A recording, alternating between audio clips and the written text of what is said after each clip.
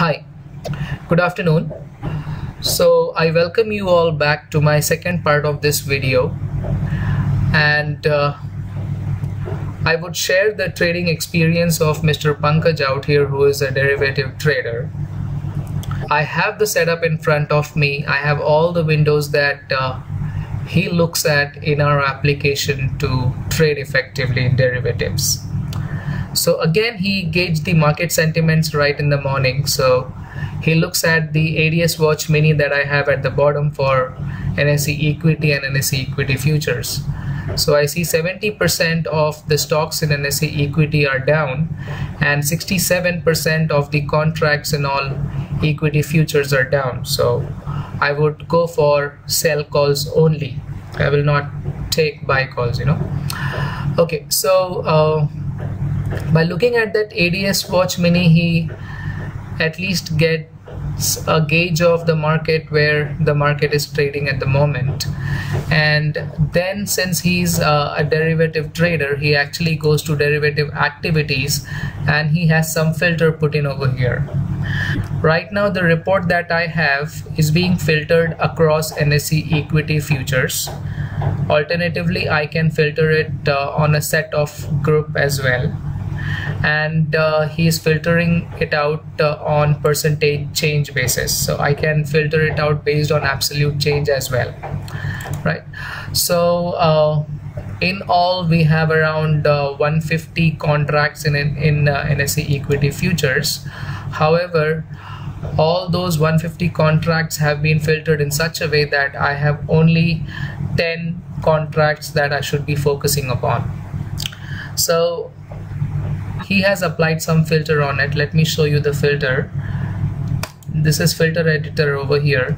So it says that the last trade should be greater than 1%. Quantity should also be greater than 1% with respect to yesterday's quantity. Similarly, OI value percentage change should be greater than 1.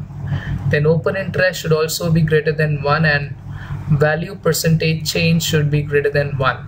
So these are the 5 filters that I have applied out here to get down to only 9 to 10 stocks which I can focus upon to trade. Okay, so if we look at these stocks, they are pretty strong in terms of price, quantity, value, open interest, open value. However, if I want to filter only sell side, I can put a filter as the last rate should be less than -1%. Quantity should be greater. So let me reverse the filter in out here.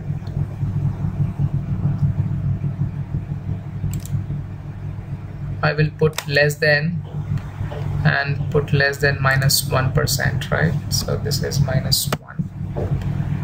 I'll click on apply and say okay, right?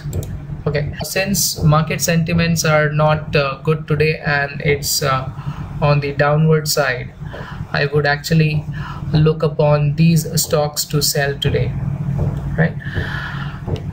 So national alarm sale, most of the scripts out here is from a metal sector, and then 3-4 scripts out here are from a different sector.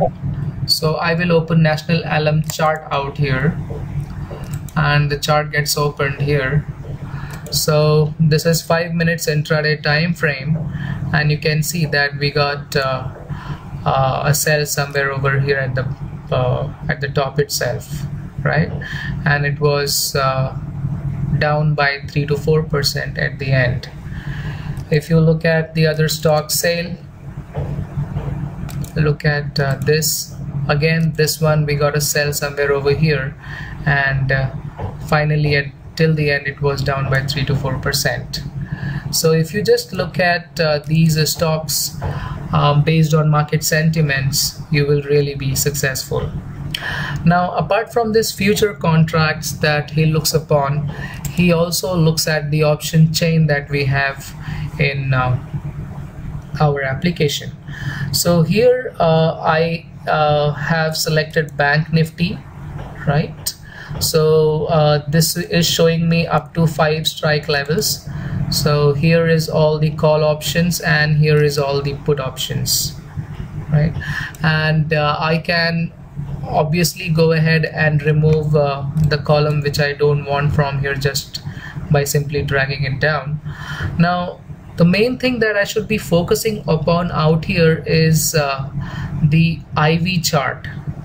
So here at the bottom, if you see, this is call IV chart for different strike prices, and this is put IV chart for different strike prices. Now what you should be looking out here, okay, see, if volatility is not there, then you will see the volatility to be dropping from higher strike price to the lower strike price. However, if you see the volatility to be higher in any strike price, then it would be very different from the volatility when compared to other strike prices. So you should actually look out for a reverse V shape out here. So somewhere near 24,800 where I see a reverse V, so this is the place where implied volatility is higher. So people who are doing delta hedging, or they want to write options based on some logic, they actually choose the strike prices with high volatility so that they get the benefit of the volatility shrink next day. Similarly in put, if you see, the volatility has been dropping. I mean, right from here till this point it is actually dropping, so there is no volatility rise as such in any of the put strike prices. However, in call in 24,800 I see the volatility to be at the highest. Okay, so this is on the left hand side we have another graph which gives you a comparison between call and put values. So here is the call open interest compared with put open interest, sorry, previous call open interest. Similarly we have put open interest compared with the previous put open interest, right?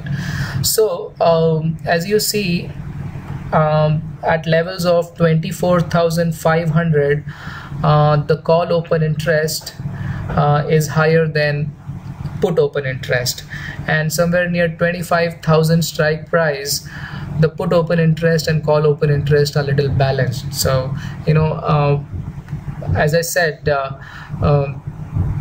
people actually, so this is one place where we can gauge where most of the open interests are getting built up, whether it is on a call side or it is on a put side. So we can really take advantage of this, and at any point of time, if we want to go and push an order using this option chain, you just highlight that strike price and press F1. Okay, buy order window will open up. You can you know, simply put the LTP price to trade on LTP. You can click on the bid price to trade on bid price, or offer price to trade on offer, right?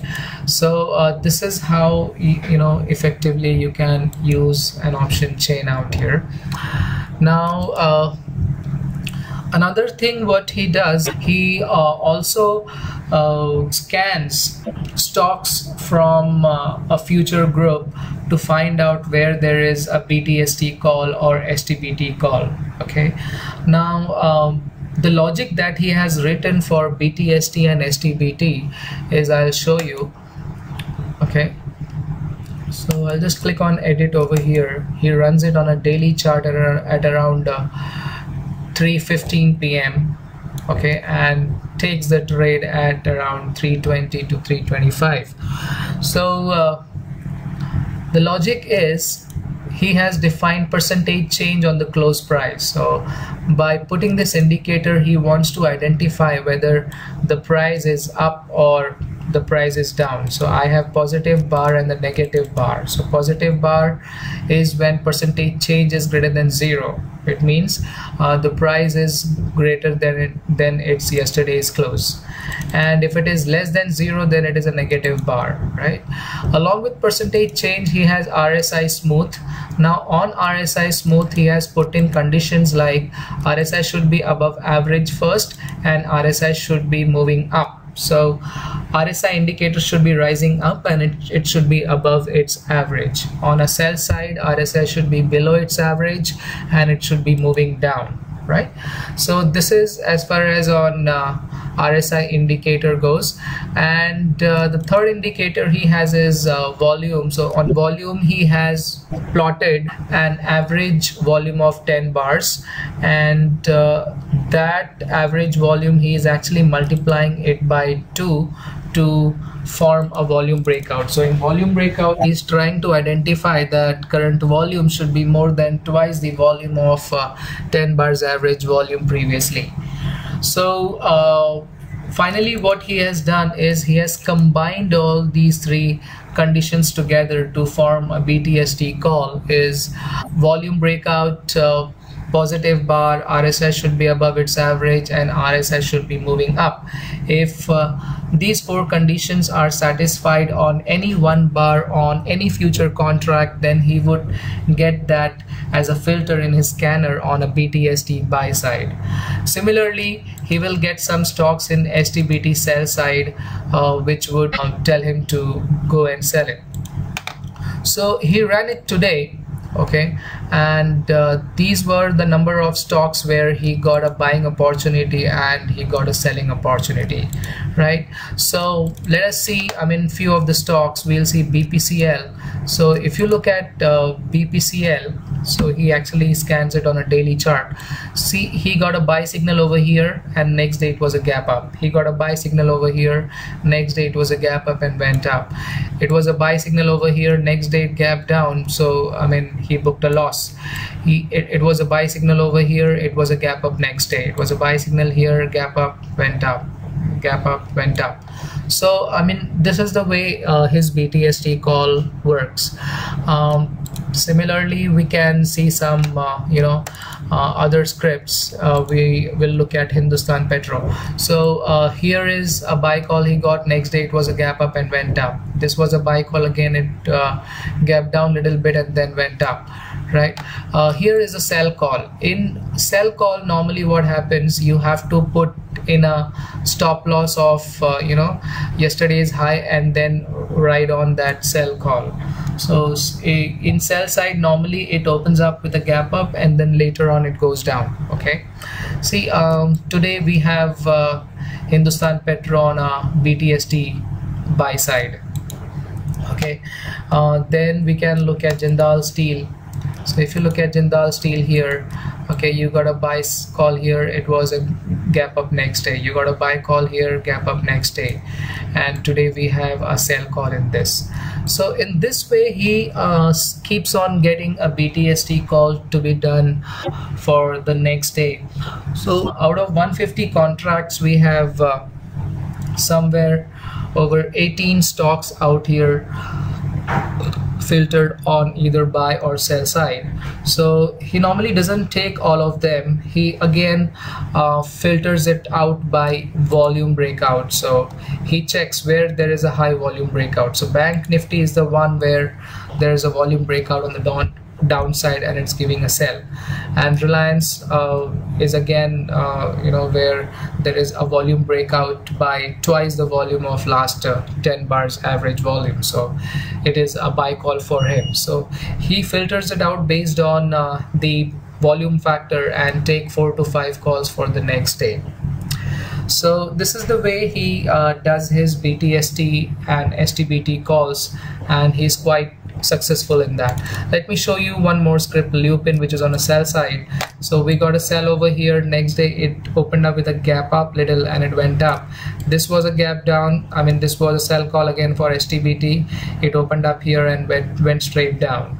This was sell call again over here. It went, I mean it opened up with a gap up, but it went down later on during the day.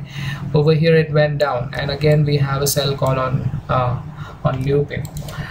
So this is how he does it, and he's quite successful in his trading pattern, and his trade setup is quite simple and easy to use. So that's it from Pankaj's trading setup. Now I will see you in the next video where I would share my experience with you. Thank you very much. I'll see you in the next video. Bye bye.